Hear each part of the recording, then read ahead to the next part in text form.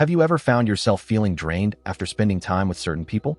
You sit down for a conversation, expecting warmth and connection, but instead, you walk away feeling exhausted, unappreciated, or even a little down on yourself.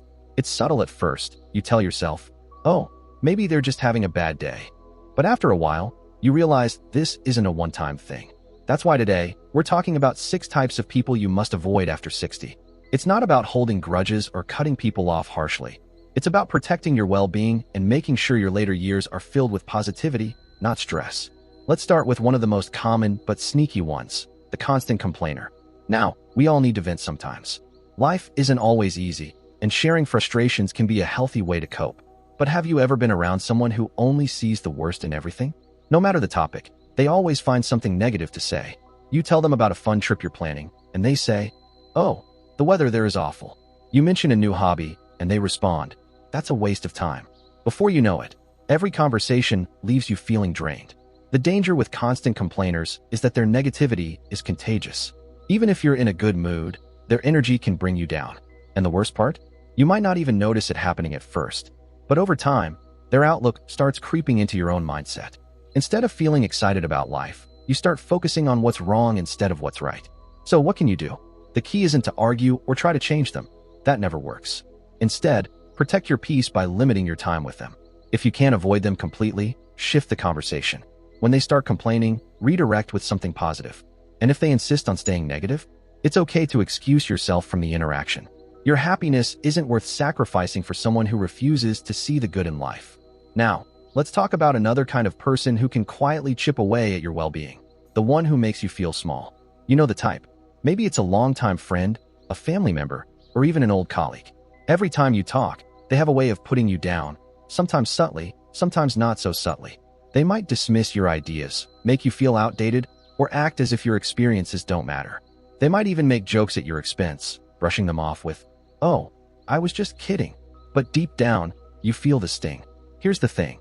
Just because someone has been in your life for years doesn't mean they have the right to belittle you. Your worth doesn't diminish with age. In fact, you've gained wisdom, resilience, and a lifetime of experiences that deserve respect. If someone consistently makes you feel less than, it's time to step back. Set boundaries. If they make a hurtful comment, speak up, calmly but firmly. And if they refuse to change, it's okay to walk away. Surround yourself with people who lift you up, not those who tear you down. Now that we've talked about the constant complainer and the one who makes you feel small, let's move on to another kind of person who can quietly drain your energy.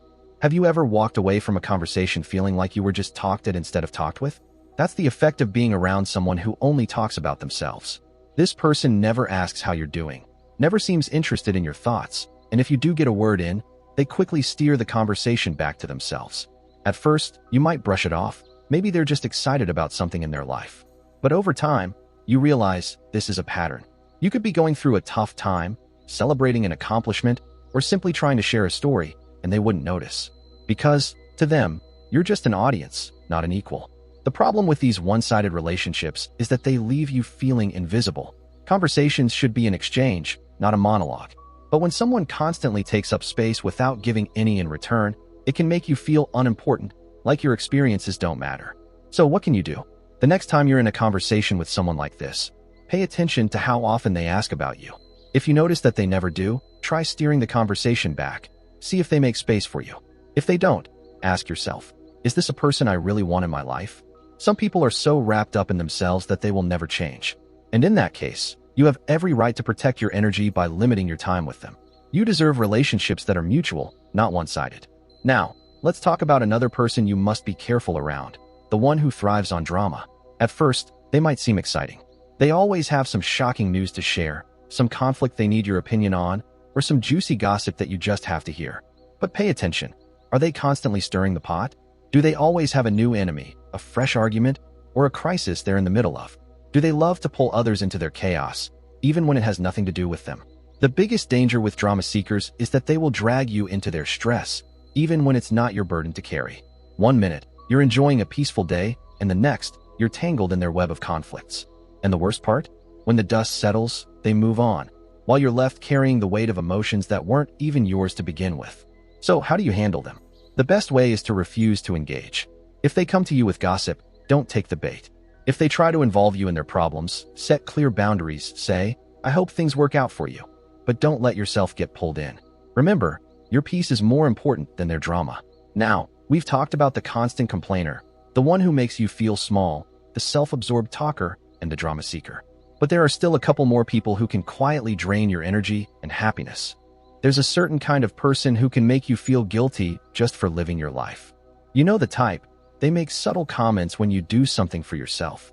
Maybe you decide to travel, pick up a new hobby, or simply say no to something you don't want to do, and suddenly, you're met with a sigh, a disappointed look, or even a passive-aggressive remark like, "Oh, must be nice to have time for that."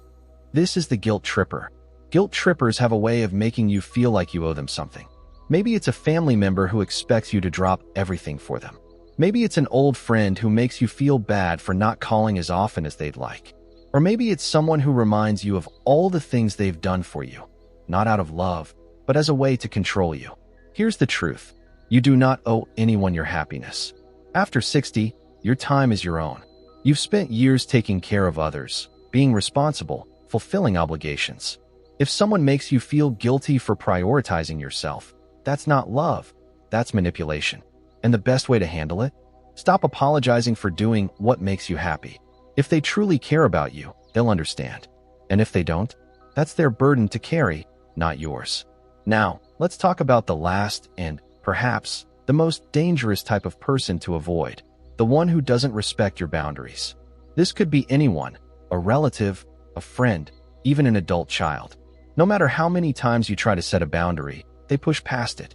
You say you need space, but they keep showing up unannounced. You tell them you don't want to discuss certain topics, but they bring them up anyway. You try to enjoy your peace, but they demand your time, energy, or resources without considering how it affects you. The truth is, if someone consistently ignores your boundaries, they don't truly respect you. And respect isn't something you should have to beg for. It's something you deserve without question. So what can you do? Be firm. When you set a boundary, stand by it. You don't need to explain yourself endlessly. A simple, "I can't do that," or "that doesn't work for me" is enough. And if someone refuses to respect your limits, it may be time to create distance. You have every right to surround yourself with people who bring joy, not stress. After 60, your life should be about peace, fulfillment, and meaningful connections. Let go of those who drain you, and focus on those who uplift you. And if you ever feel guilty about walking away from toxic relationships, just remember, choosing yourself isn't selfish. It's necessary.